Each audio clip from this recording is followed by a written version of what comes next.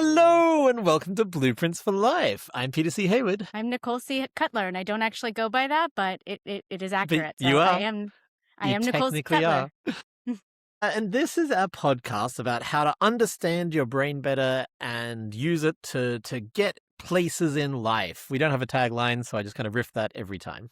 One might call it Blueprints for Life. I'm writing that down. I'm writing that down right now. A little bit of follow-up from last episode. We had an excellent question and did not credit Bumblepie, who has asked every question so far because they have excellent... We do actually have questions by other people, but we keep gravitating towards Bumblepie's questions. So thank you, Bumblepie. Today's question will also be a Bumblepie question.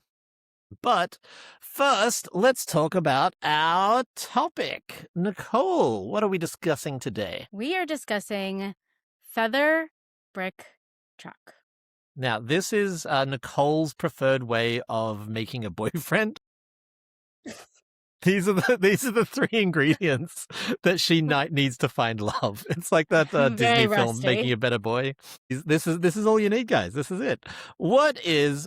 Well, actually, before we dive into what is feather brick truck, we kind of need to talk about our background with it. I think I sent this to you. You sent this to me. One of us sent an article to the other. Do you want to talk about that? Yeah, this is an article that I think we must have first sent to each other like mid-pandemic, and it was a really interesting way of framing what happens when you ignore warning signs. Yeah, And the red concept flags. is first it's going to feel like a feather, then it's going to feel like a brick, and if you keep ignoring it, it's going to feel like you just got smacked with a truck. Now A we toy truck, found obviously. this. We found this on Nick Bouquet's blog, which we will link to in the show notes. But then Nick is himself quoting Carter Thomas. So this is, you're hearing it from us. We heard it from Nick. Nick heard it from Carter. Carter may have heard it from someone else. We don't know how It's far. basically just gossip at this point. There's yeah. I mean, let's just take credit for it. Let's say Alyssa said this. Yeah, Alyssa invented this after listening to the podcast. Obligatory mention. So do you want to explain how it was originally explained to us, and then we'll kind of dive into how we use it and how we've warped it in our own weird and wonderful way? Well, the way that it was very personally explained to me as I read this blog post that was made by someone who has no idea who I am, the way that he uses it is that every time you ignore a red flag, it increases in its significance. And It escalates. I think the way that we have used it and have kind of like made it our own is it's not necessarily every single time, but it will continue to escalate. And it is inevitable that it will escalate if you don't address it. Yeah. So the three levels of warning that he describes are, did you already say this? Feather, which is, it's a little annoying. Like, it's a tickle. It's like you notice it. You notice it and you're like, nah, I don't like that. But it's not like it's actually impacting your life. And we'll go into some examples later because I have a perfect example of this whole theory. One thing that you and I run into a lot is, how do you tell a feather from a brick from a truck? Because there was something that was happening in your life that we obviously won't go into, which you kept oscillating. I don't know if you remember this. Yes. Because feelings, they're big in the moment. Like a feather, if you're in the wrong mindset, that can feel like a brick or a truck. It just depends on there's so many variables involved, right? So a feather is like a tickle that you can pretty safely ignore, or not safely, that you can pretty easily ignore, I should say. And then a brick is more significant. A brick is that hurt. That was painful. And I'm okay, but I can't ignore that. Yeah. Do you say winded in this country? I feel like I'm winded. That is, I think we use winded more as like I've been running and now I'm winded. Like now I Really can't breathe. Yeah. Or I'm making shit up. I don't know. If someone bumps you in the gut, you're like, oh, like I feel like you can still go to work the next day. A truck, you cannot. Being hit by a feather, being hit by a truck, being hit by a brick, they're three very distinctly different levels. I've actually got the blog open, so I'm going to quickly quote the way that Carter said it originally. A feather comes down, brushes your face, and you're like, oh, what was that? There was something there. But you kind of ignore it. You notice it, but you ignore it. When your kid gets detention or a trade goes against you, that's a feather. When your cheeks look a little puffy in the mirror, or your partner is pouting, that's a feather. You can ignore these things. In fact, it's hard to notice them in the first place. You could stop and ask, wait, why is this happening? Most of the time you won't. You'll let it slide. It was just a feather after all. I work in the board game space as a publisher as well as my other things, and I don't know why. but there's something about graphic designers that the average, like maybe 8 out of 10 graphic designers I've worked with, and if you're listening to this, you are definitely the exception, whoever's listening to this. I'm just like, it's just kind of unpleasant to interact with them. It's just kind of like, I didn't like that conversation. I felt like I was in graphic trouble. designers specifically, or is that all board gamers? I don't know why, but like artists, I love working with artists. Developers have a great time. Graphic designers, so many of them, I leave, the feeling of like talking to the principal or whatever when you're a kid. That's the feeling I get where I'm like, you've been called to the principal's office. Like, if they send me a message, I'm like, oh, I feel like I'm in trouble, which is a bizarre relationship to have with a freelancer you work with. That for me is like a feather. Having an awkward feeling when you're talking to someone? Just like an unpleasant, like, I don't look like it just kind of annoys a little bit, you know? Do you have any examples that are not that? For me, it's more like everything was going smoothly, and then it's kind of like the first time I'm being pulled out of new relationship energy with the boyfriend that I've made out of a Yes. Oh, this is perfect. Yes. Like that first time that they left the seat open, left the seat up, or didn't take the trash out, and it's like, or they canceled a date kind of last minute, and you're like, oh, that was a bit. Yeah, that wasn't great. That's a feather. And obviously there's non-interpersonal relationships, but most of life is interpersonal relationships. Most of business is interpersonal relationships. Interpersonal relationships are sort of where it's at.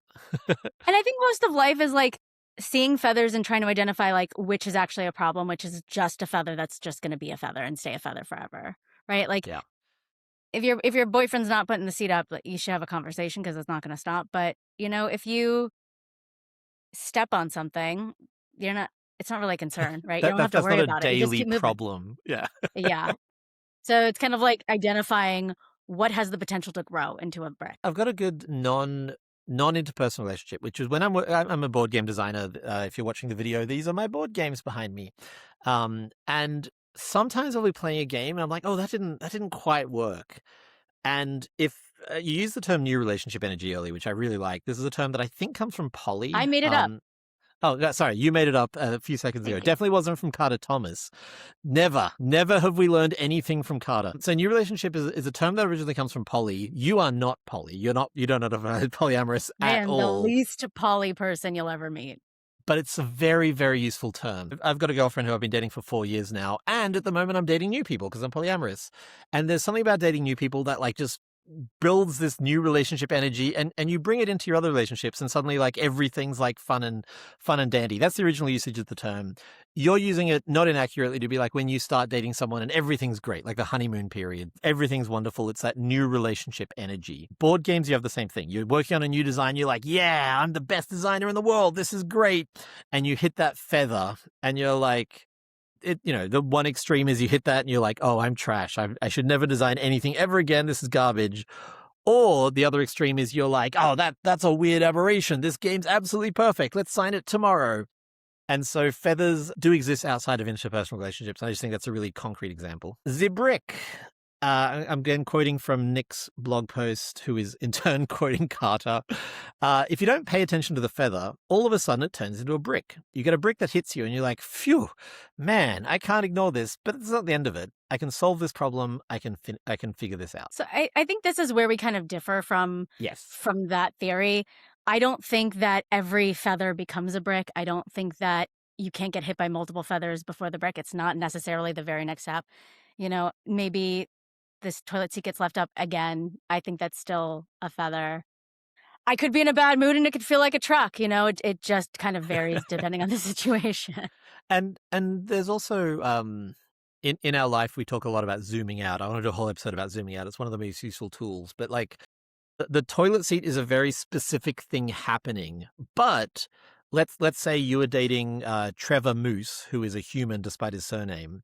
And you say, hey, Trevor, it's really important to me that you put the toilet seat down for whatever reason. Like the reason doesn't matter. But if you tell your boyfriend, Trevor Moose, this is really, really important. I'm so sorry, Alex, if you're listening to this. This is how you find out about Trevor. Trevor is made out of feathered bricks and trucks, though. So Yeah, he's the don't be perfect man. jealous. You can't possibly compete. And if Trevor heard you say that and either forgot or ignored it, then it is a brick. That's a brick. Exactly. Like now it's not just this toilet seat. Now you are hearing something that I'm upset about and choosing to not care. That's a brick. Conversely, if you were kind of like, oh, can you leave that down? He's like, oh, yeah, sure. And you forgot to, like, it happened 4 weeks later. That's not a brick. Everything's always relative, of course. Do you have some non-Trevor based examples of bricks that you can think of? I just like talking about Trevor all day, every day. My brain, I don't know what else to This talk is about. love, people. This is love. Alex, I'm think sorry you're listening to this. This is what Nicole sounds like with true love, not whatever your happy marriage with kids is. I don't even know how to describe I it. reveal that I actually am poly. Surprise!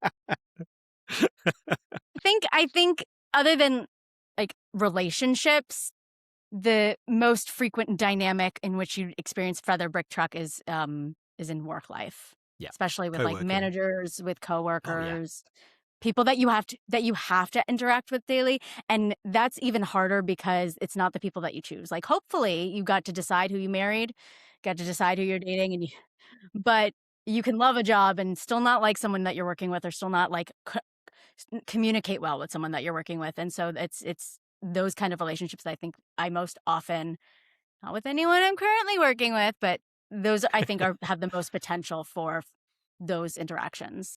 Yeah. Well, one of the nice things about having dated, 24 people in my life is that I can refer to exes and not have it be laser targeting any one particular ex. You've worked maybe half a dozen jobs in tabletop, like just over the, not that you hop around a lot. You just have had various jobs in your career. You slut shaming me? I'm You're job professional. shaming you. Job. Can I say that word? Like, are we censoring? I don't even know. I think anything that do you know the 7 words you can't say in television? It's a famous stand-up bit from like the 70s. I could imagine them if I had to. You can't say those 7 words, but anything else is fine. CFS. Okay.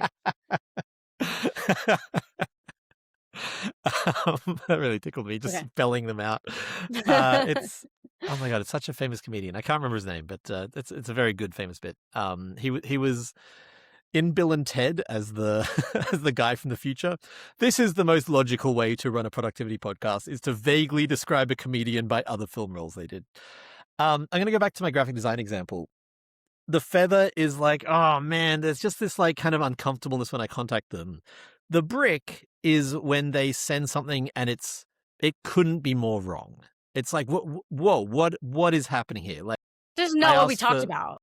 Yeah, it's not what we talked about. It's the exact opposite. It doesn't function. Whatever that is, like that's the brick. Hey, we're drinking the same drink. Drink buddies. We're not that sponsored. That was a little preview.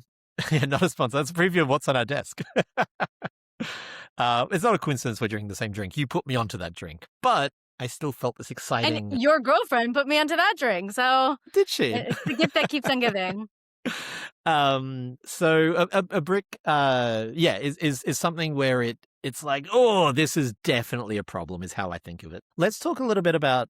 So the original article is, life will give you feathers, and if you ignore the feathers, they'll turn into bricks, and if you ignore the bricks, they'll turn into trucks. That's the kind of the literal wording of this article. I'm just going to quote it, is the first time a problem occurs in your life, it'll feel like a feather. The second time a problem shows up, it'll feel like a brick to the face. The third time a problem appears, it won't knock on your door, it'll bulldoze your whole house. This is the original context that we learned it. And until we did research for this episode, we'd forgotten that was the original context. Do you want to talk about how we tend to use it, which is different to like this inevitable life situation?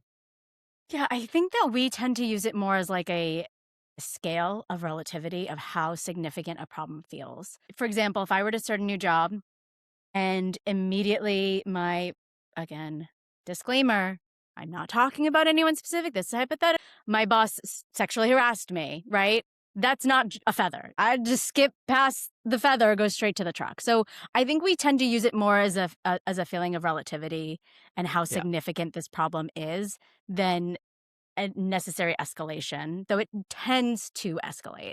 Yeah. we as friends, and also we as the hosts of this podcast, are very big on having names for things.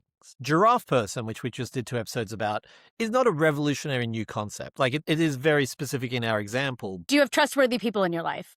Right. like that's 90% of what it is.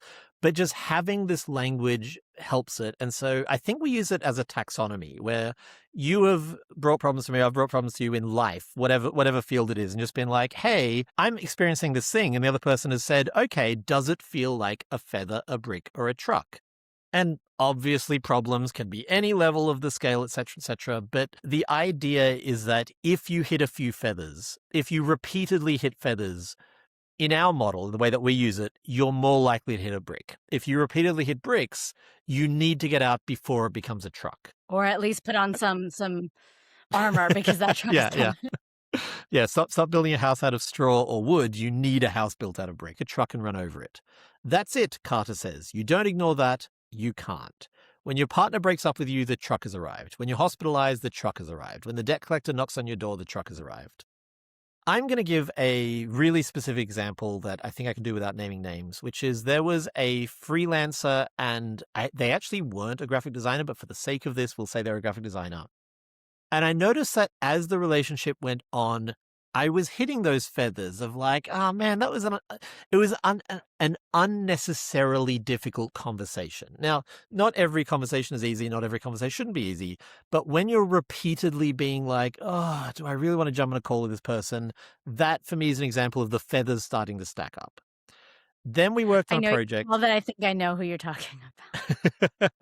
Well, later on, I'm going to give a really specific example. And that's the one I think that you're thinking of. Okay. But I could be wrong. At one point, they sent in a piece, and it was exactly what we discussed. It was the brick of like, that's not what we want. That's not what we asked for. Like, this doesn't really work. And then I ignored that brick. And this is why you don't ignore the brick, because I said to them, hey, can I book you 3 months in advance for this really important project? Like, this was a huge project for me. Can I book you months in advance? And they were like, of course, we've worked together for years. That's great. The night before, or maybe even the week before the project was due, I was like, hey, where's the graphic design? Where is it? Not starting. Like, we're in advance. Yes. Now it started. I say to Nicole, I need a giraffe in 3 months' time. And so I was kind of like, maybe a month before, I was like, hey, how's it going? And they were like, oh, yeah, I'm on it. I'm going to work on it. It's fine. A week before, I'm like, where is it? And they reply with like, this is an impossible task. No human could do this. Why did you ask me to do this? This is unreasonable. And I'm like, oh, so I thought I had booked a graphic designer for this graphic design task, which was a challenging one. This is why I went to the best of the best. And they were like, no human can do this. This is impossible. And handed the task back when I had 1 week to go. I ended up paying thousands of dollars to get someone to do an emergency rush job. That's a truck. A truck is when it's like, oh, this project literally can't happen now. Like, I have to spend way more money than I should have had to because I was ahead of it. I booked it 3 months at a time. Way more money than I should have had to make up for the fact this other person just let me down. Twice since then, I've been like, oh man, I should work with that person. And someone in my life has been like, no, Peter, the truck. You got hit by the truck. And I'm like, yeah, but they're really good. And they're like, but Peter, you got hit by a truck. And I'm like, oh, right.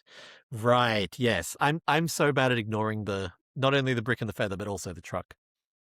Well, I think similarly to how we've kind of evolved our minds around how we interpreted that blog post and not actually how it was intended, I think people also tend to normalize things that they're used to and forget. Like, it's kind of like how they say you have to forget what childbirth is like, or otherwise you never have a second kid.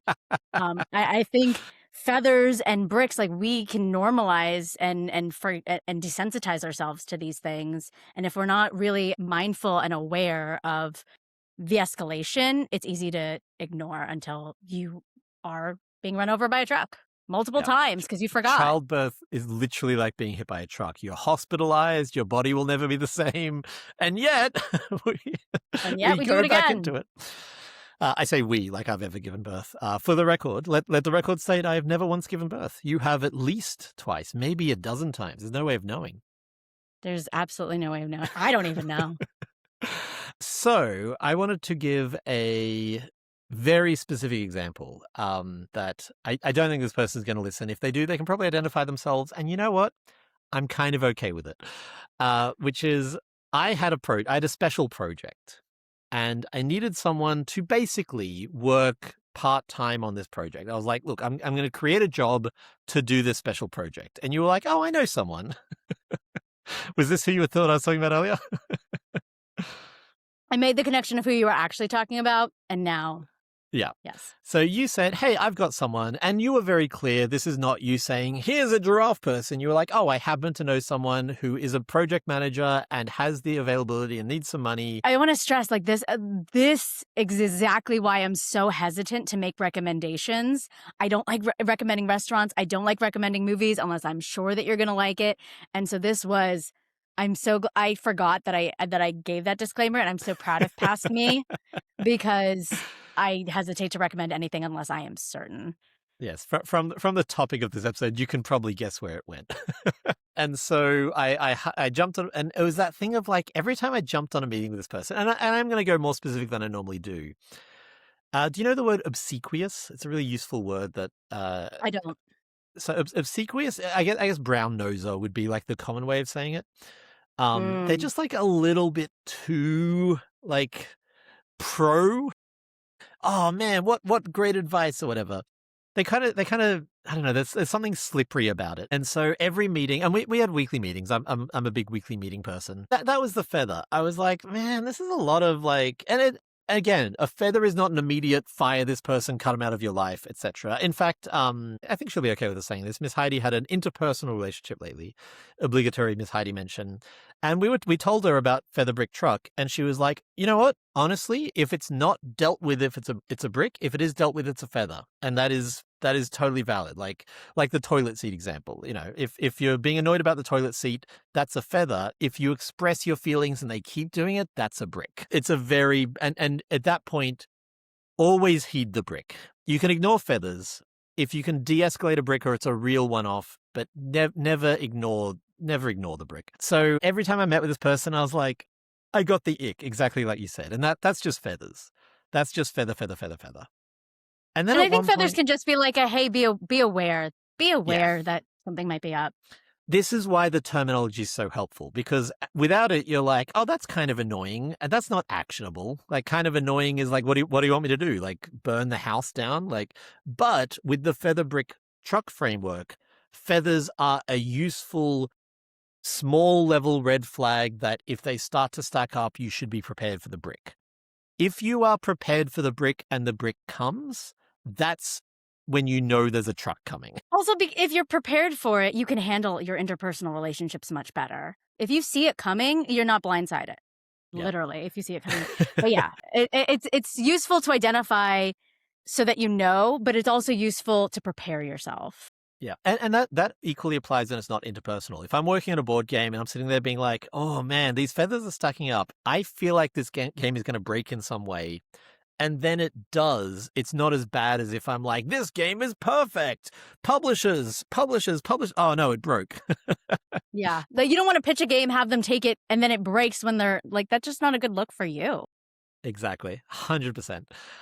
So these feathers were stacking up every week. I was meeting and just being like, man, I'm not crazy about this. And you said earlier that you were proud of your past self for remembering that you disclaimed. I, at the time, forgot that. So I was like, Nicole, you really recommended this person. And you were like, no, I didn't. I presented someone who like checks some boxes. I did not say this person will solve all the problems. And I was like, dang it, you're right. And then the brick came in a funny shape here, where I think if I hadn't noticed the feathers, the brick would have been the feather. Does that make sense? Which is why it's so important. But yes. Yes. So they did something. And I was like, hey, I'm trying to anonymize it. Let's say they were they were building a better boyfriend. I think that they're going to listen to this. So no, but it's just it's a personal thing. I had actually hired them to build Trevor Moose. No, not Trevor. Who's your boyfriend, Moose? I forget. I have too many. Yeah, it's hard to keep up. This is the downside of poly. All men look the same to you. I'd hired him to build a boyfriend, and he'd messed it up. which is fine. People mess things up. We talked about this in even in the giraffe episode. And I said to him, like, hey, this is not what I want. And he kind of spun it in a way that made me really uncomfortable. He was like, yeah, of course. Yeah, that is absolutely wrong. Yeah, like you wanted. And I was like, no, this is an exaggerated version of what I'm talking about. But like, again, it was just an extension of that like obsequious tone. It's just now, if I'm remembering correctly, the issue wasn't like, oh, I'm sorry, you know, I must have misunderstood. Here's what I thought. Let me fix that. Like, there's no like internal. It's like, of course I know. I know what you mean. Like, that was totally wrong. I can't believe me from 5 minutes ago did that dumb thing. Yeah, of course. I am going to tangent. Are you ready for the tangent? You tangent? I know. I made a TV show about 15 years ago, so I'm going to get very specific here, with a guy whose name was Ben. I'm just going to flat out name him. His name was Ben. And Ben and I worked... Take that, Ben. Ben Moose, his full name was. And Ben and I worked together in a call center, because before I was a creative, I worked in a call center. And we actually were housemates as well. So we would travel in together, and often he'd be like, we'd start a shift at the same time. He'd be like, you go ahead. I've got a hangover, whatever it was, like some excuse. And then he would come in late, and he always had the perfect excuse ready, like always. Like his mother, whatever, the bus had exploded. Like it was always something where the boss was like, oh, okay, fair enough. You know, no demerit for you. Sorry that you went through that. He was the king of excuses. Why aren't you more sympathetic to this guy whose mother died 4 times, Peter? Because he actually he caused the bus to explode. He never mentioned that part. And so we started making a TV show together. And the TV show wasn't very good because I was young and didn't know what I was doing. But he was directing it. And as well as that, we were splitting up all the tasks. And this is pre the giraffe person terminology. He had this job of making fake vomit. I don't know how you make fake vomit. You don't know how you make fake vomit. The job was find out how to make fake vomit and then make it, because we needed a close-up of vomit because this was a delightful show about drug use. And so his job was to make fake vomit. And we get there on the day and he just pulls out a can of soup. And he's like, soup kind of looks like vomit. And I was like, Ben, I don't think the soup's going to look like vomit. And you know what he did, Nicole? Can you tell from story structure what he did? He gave an excuse. He had the perfect excuse. It was like, obviously he couldn't possibly have developed, like done this because he had the perfect excuse. And I told him, Ben, I don't care. I don't care if your mother actually did die of a bus explosion. For the 5th time. Yeah. A, you said you would do this thing and you didn't do it. Like, the excuse doesn't matter if you don't deliver the giraffe. And B, dude, I know you. I know that you're really good at excuses. And he was like, no, this one's actually true. And I was like, it's very literally the boy who cried wolf. Like, I'm like, I don't care. Like, it doesn't matter that this excuse is true or not, because you didn't do the thing and instead turned up with an excuse, which always works for you.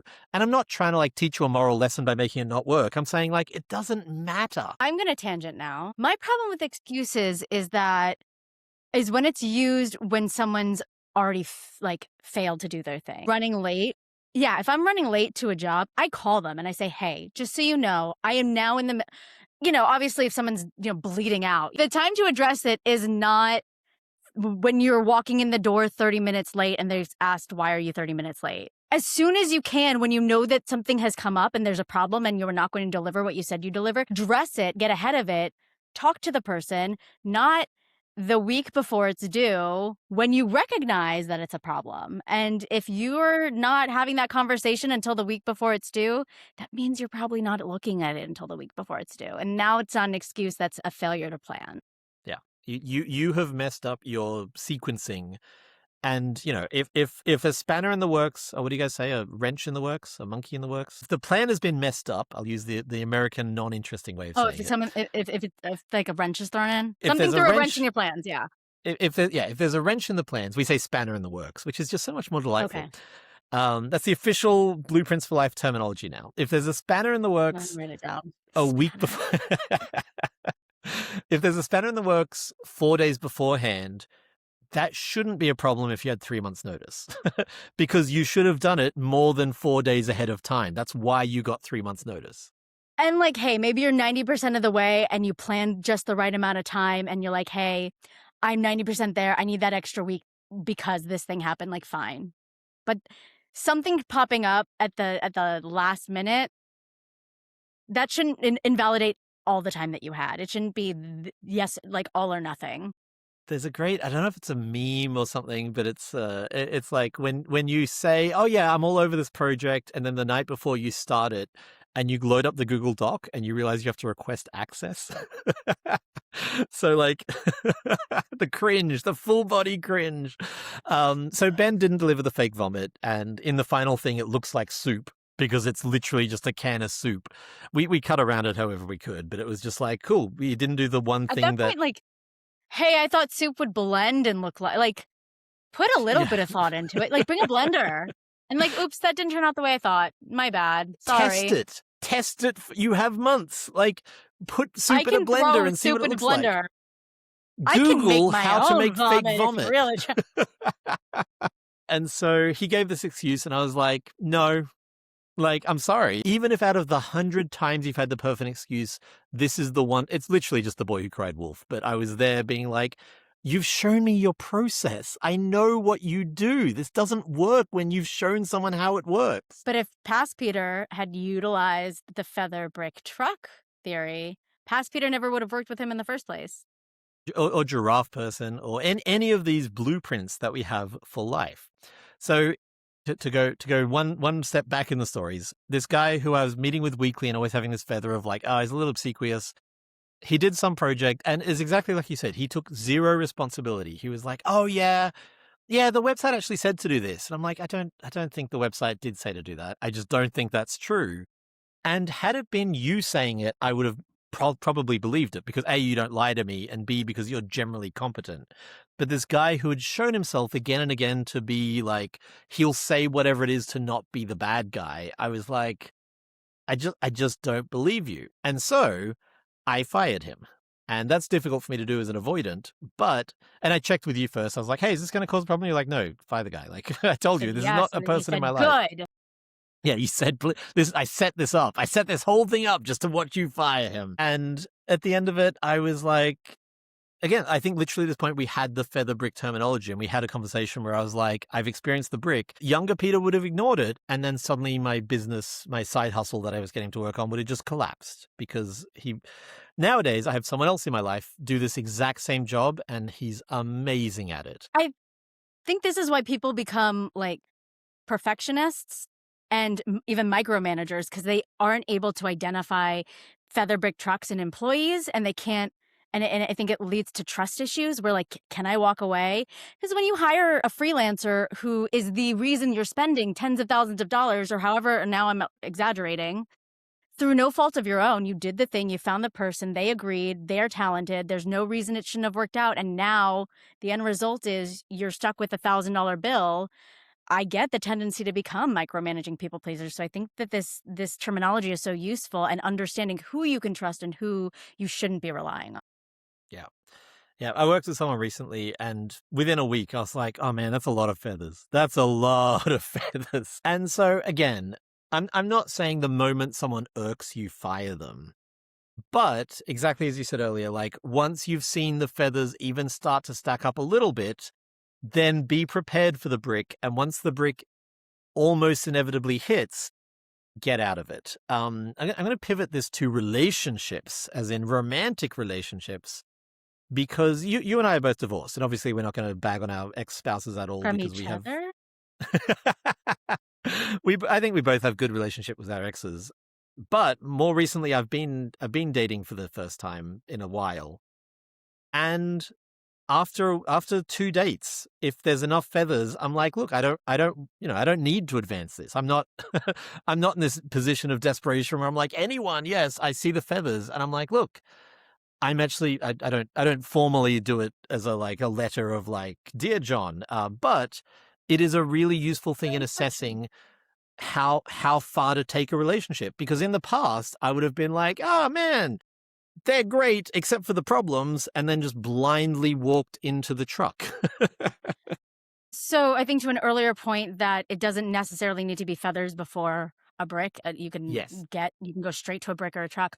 When I was dating so one of the biggest reasons that I got divorced, but besides being incompatible and not really in love, and we didn't enjoy spending time together, and all those minor things, was that he wasn't really interested in Feathers. having kids. And he wasn't really interested in having kids, and that is something that I really wanted in my life.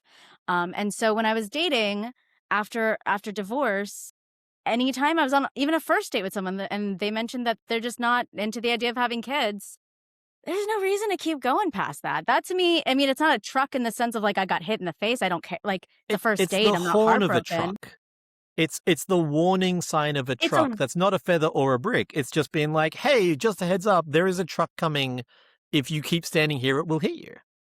There's no reason to continue this. Like, I don't need the feather. I guess this is a brick. It doesn't hurt, but like I'm getting out of the way of this truck. Yeah. Have you tried changing them? Changing. Just marrying them and convincing them that they do want kids, even though they said they didn't? Yeah, it doesn't work. Trevor, is What? that his name? Trevor Moose. I thought you just hadn't thought of it. I was embarrassed on your behalf. Yeah, no. Feather brick truck. Do you have any examples that you want to go through of this? Maybe a time when the first encounter you've had is a brick. I genuinely don't have any examples from your life or mine, but there's definitely been times where it's like everything's going great, suddenly brick. And just like I was saying, even after a few feathers stack up is not a reason to cut and run. Like in the dating example, it is. In the case where everything's amazing with a freelancer and there's occasional feathers, it's not. Either way, be prepared for it. I was working with a person about a year ago, and no issues at all. Very happy. And then I was doing something. Maybe I can see how that was overstepped, and it was abrupt in how it was addressed. It was very harsh. It was very The feedback felt disproportionate to the act. yes, and Or tonally, anyway. had never. Yeah, tonally. And never having had that reaction or feedback from them, I was very taken aback. Honestly, it felt like a truck in the moment because I'm like, where is this coming from? Were there feathers that I ignored? And in reality, it was more of a brick.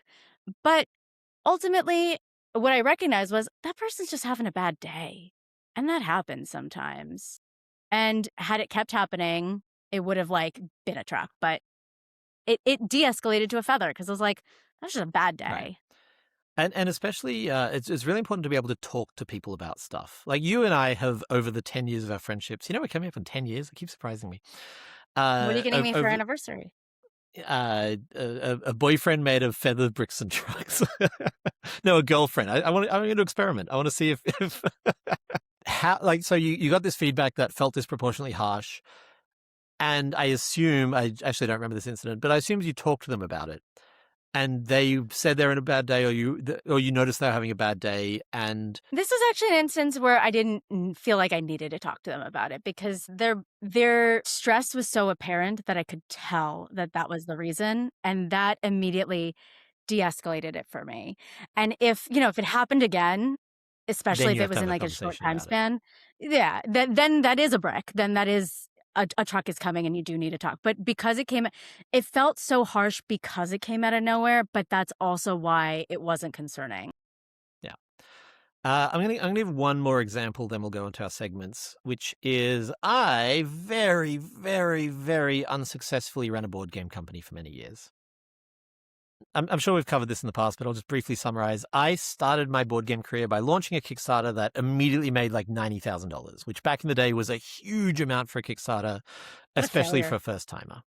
And then I made a second one that also made $90,000. And then I made a third one that made $50,000. And it was meant to be a smaller one, so that was fine. And then I brought Nicole on as my business partner, and she was like, okay, you've been looking exclusively at the money coming in, but for this $230,000 you've raised, you've spent $300,000. And I was like, it's fine. We'll just do another Kickstarter. And you were like, no. That is not how it works. And taught me how money works on a very, very fundamental level. You and I co-ran the company for a few years. You end up leaving and I had a much better handle of money. And so it was in 2020, 2021. We just had Kickstarter after Kickstarter not land. we would run a Kickstarter and it would way underperform. I say we, it was just me at this point. It's really awful when you have to price games to actually make money. It's People just don't want to buy them. It doesn't make any sense, and I do not recommend following this advice at all. It was a terrible system. I was making much more money when I could price it however I wanted. I wasn't keeping the money, but I was making it. And so the feather in this case was like my best game. The game that I've designed that I'm by far the proudest of is called French Toast. We launched that on Kickstarter, and it made $10,000, $12,000, $50,000, like some teeny tiny amount of money. At the time, I could afford that. So that was, I'd say that was somewhere between a feather and a brick. We'll just call it a feather, where I was like, oh, the really great games aren't making money. That's unusual. And then we had two games, Cartouche and Robotopia. These are both coming out as actual games, which is its own whole story. But Cartouche, we put on Kickstarter, and it just funded. And just funded is almost the worst case scenario, because if it doesn't fund, you can cancel Kickstarter. You can cancel Kickstarter anyway, but it's kind of a bad look when it just funds. So just funding meant that we got our $20,000 in, and we had to spend $40,000, $50,000, some crazy amount of money to make the game. So we again lost $30,000, and that was a brick. And then I had this game that I was very proud of. It has one of my favorite artists in the world on it. I'd worked on it for years. It was called Robotopia, and it was my attempt at doing an actual Kickstarter-friendly game, because the other two weren't that great for Kickstarter. This one was. This one was built with Kickstarter in mind and that audience, and it didn't fund. That was the truck, because we needed that money, and we're going to do a whole episode on the hamster wheel, so a little sneak preview, but I was on the hamster wheel, and I needed that money to fund the previous ones, and it didn't make any money. And we'd already paid for all the art and the review copies and that was the truck. And so I fired everyone in my company. Now, they knew it was coming for various reasons. Like this was not a surprise to anyone, but I let the whole company go. I want to use the asterisk, like you let them go, and you just clarified that. For me, I don't know if this is like an internal Nicoleism, but for me, fire is you did something wrong, and let them go is like, this wasn't your fault. So when you say it didn't fund and I fired everyone, to me, that sounds like I took it out on everyone. I had a temper tantrum. Yeah. So you let everyone go because you're recognizing. Yeah. Yeah. There were no jobs left because there was negative money left. And again, we could do many episodes about how poorly I ran a company. Yeah, just run another Kickstarter, problem solved. And that was the truck. And I should have seen that coming. Again, at this point, I don't know if we had the terminology, but like, I didn't very well identify the endless feathers and the multiple bricks. And so when I got hit by the truck, it wasn't a huge surprise. I was in a pretty rough spot, but I should not have been standing in the middle of the highway, waving my arms, ignoring the honking. And I think Feather Brick Truck would have really helped with that. I think it also comes down to like life experience. This is your first time running a company, so you don't necessarily know like what's a feather and what is normal business experiences, right? Like maybe it's normal to have cost of doing business and have a $2,000 bill that you weren't expecting. Maybe that's just how things happen, right? And now you have that context and that insight to be able to look in hindsight and say like, oh no, those were problems. That is such an amazing point, because as a businessman, you always hear the stories of like, yeah, they had 10 flops before they hit. And so part of you is like, every flop is a feather, or like every flop is actually just a normal part of the process, which on one hand, it kind of is. On the other hand, you can't run a company like that. And you also have to learn from it. Like you need to be willing to sit and learn from it. Yeah.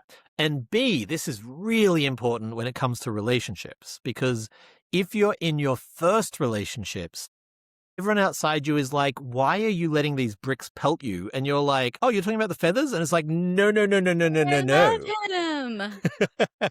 Like, well, you should never marry your childhood sweetheart. Like, yeah, I mean, I'm not saying it's okay to be a bad boyfriend, but everyone is bad at stuff at the start, and you are bad at identifying. I was a horrible husband. I was the worst husband, not the worst, but I was a shockingly bad husband. With your exes, you were not right for them, and that's okay, but you don't know that when you're young and dumb. Yeah. I could not identify.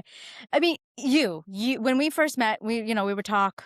I think I ended up getting divorced somewhere around like when we were friends for a year, maybe 2. And you had asked me at one point, like, are you happy? And I said, yeah, I guess. And for me in a relationship, happy was, are you Sad? No? Okay, so you're happy. Yeah. And it was Is just there kind of someone in the like, room with you? Done. Accomplished. I guess, like, what is happy? And now I'm like, oh, I am happy. I love my life. I love coming home to my family. I, I, I'm loving what I'm building, and I want more of this. That is happiness. And I think without that context, I'm just like, I don't know. These are words. What words do? Yeah. I don't know. Yeah. I have a friend who started dating quite late in life, and she kept introducing me to her boys, and I was like, what are you doing? Like, this is such a waste of time. I ended up making a rule for her, which sounds really parochial, but the rule was you are not allowed to date someone who you like less than you like me. And she was like, that's not a reasonable standard. I like you so much. I'm like, yeah, you should date people who you like more than you like me. And then last year she fell in love for the first time. And she was like, oh, I get it now. I love you, Peter. You don't even compare to this person. I'm like, yes, that's what I want. I want you to date someone who you like more than you like me. And that's such a weird way to put it, but it was the only way to get the idea through to her. And I think until you have that experience, you have just no context. And the thing is, when you do finally have it, it's like, I will never go back to Yeah. not having this standard. It Yeah. opens the door, and it's just like the idea of wasting your time on something that's not this is like laughable. And that's true of not only dating, but also my board game designs, the way I run businesses. I'm transitioning at the moment from board games to screenplays, and I'm really struggling because I know what a great board game looks like. And I look at my scripts, I'm like, none of these are at that level, and they need to be to succeed. And I just need to get through 10 bad, every writer has 100,000 bad words in their pen. They need to get them out so the good ones can come out. But it's so hard to start on a project being like, this is never going to be amazing, because now I've seen, he said modestly, what amazing looks like. The thing that I love so much about being aware and and conscientious about recognizing this in other people is that I'm also applying it to myself. And so, to your point, that when I, wasn't a good partner for my previous relationships, that's very true. And by having this standard for other people, I'm also holding myself to a higher standard, and I'm a better person for it. And that attracts better people who are People will meet similarly the standard. self-aware. And to put it all in terms of our episode, like once you've been hit by a few bricks, you can tell the difference between a brick and a truck, or like you need to know what the levels are through experience, which is miserable and painful, and that's life. Nicole, what do you have on your desk? Monster. Oh no, that's what I have. Tell me why this is on your desk. What does this add to your life? So Monster is a energy drink, and I love this one because it's tea and lemonade, and so it tastes like an Arnold Palmer, but it also has energy, and it's only 25 calories. And I'm gonna stop hyping them because this is not a sponsor. I just happen to really like it, but they should be because I really like it. Yeah, I drink 2 of these a day, which is a lot of caffeine, but I looked it up and it's not an unhealthy amount of caffeine. But I just like it for when I have to like do something like today. After this podcast, I'm going to go record another 5 hours of podcasts. And a couple of months of energy drinks will really get you through that. What do I have on my desk? I have an old man pill bottle. And this is Saturday through Sunday, every day labeled. So useful because I don't want to have to think about stuff. This is my guiding mantra in life. I don't want to have to think, oh, did I take a pill today, or like accidentally take 2 or accidentally skip it. If the Friday pill is taken, I've taken the Friday pill. Done. I'm also a huge fan of batching, which is rather than every day go get my pills, I have not just one of these, but 4 of these. Because once every month, my assistant Alyssa just sits down while she's listening to a podcast. She doesn't hate doing this like I do, and just fills them all up. And then I don't have to think about my daily vitamins and my anti-cholesterol medication and all the stuff that you should take to supplement your life to be better. It's not even a question. It's just, have I taken it today? Is Friday empty? No.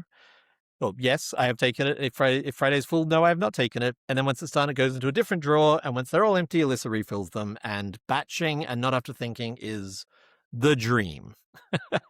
I think it's worth pointing out that there are people who would avoid getting those because I'm not an old man, and like the connotation that goes with having a weekly pill display case, whatever, and how that is actually detrimental to your life experience. That now you have to sit there and do something that's not effective for yourself or your brain just to avoid a feeling instead of Yeah. just leaning into what works for you.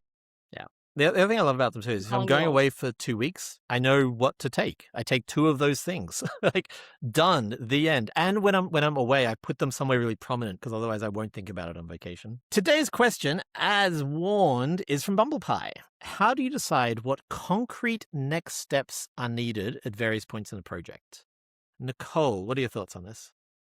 When I'm struggling with a lot of things that need to happen, first I break it down into as like small bite-sized tasks as possible, and then I look out as far as possible and see what the ultimate deadline is and what of those tasks are reliant on other things. Because maybe each thing is only going to take 2 days, but if I can't do the thing that's due 6 months from now until 10 of these 2-day things are done, I need to start working on that now. So I always look out first and then come backwards. And that also applies with like if someone else needs 2 weeks to do their thing, the earlier you can get them their thing, the earlier that 2 weeks can start. For me, my life's kind of weird. So concrete next steps. Often I'm collaborating. I love collaborating, so I will just like ping people and be like, "Hey." I literally yesterday I contacted the publisher. I was like, "Hey, I've got these 4 tasks.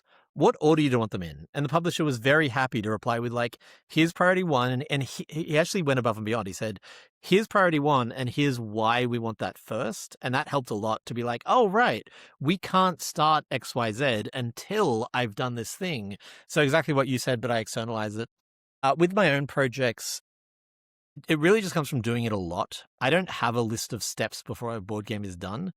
I've started to internalize it, but there are definitely projects where there is I'll use this podcast example. We record, and then Alyssa does a pass, and then it goes into my editing software, and I go to all the points where she edited it to make sure those edits are smooth, and then I add the start and end and upload it.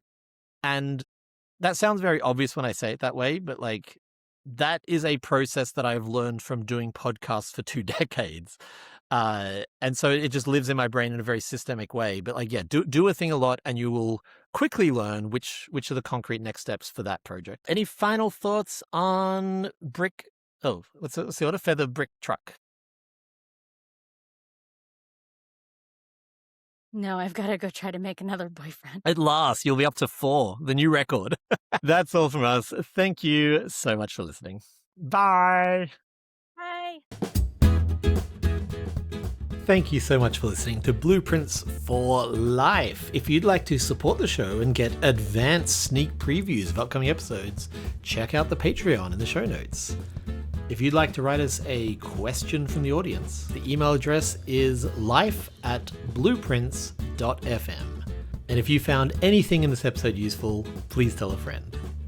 Cheers.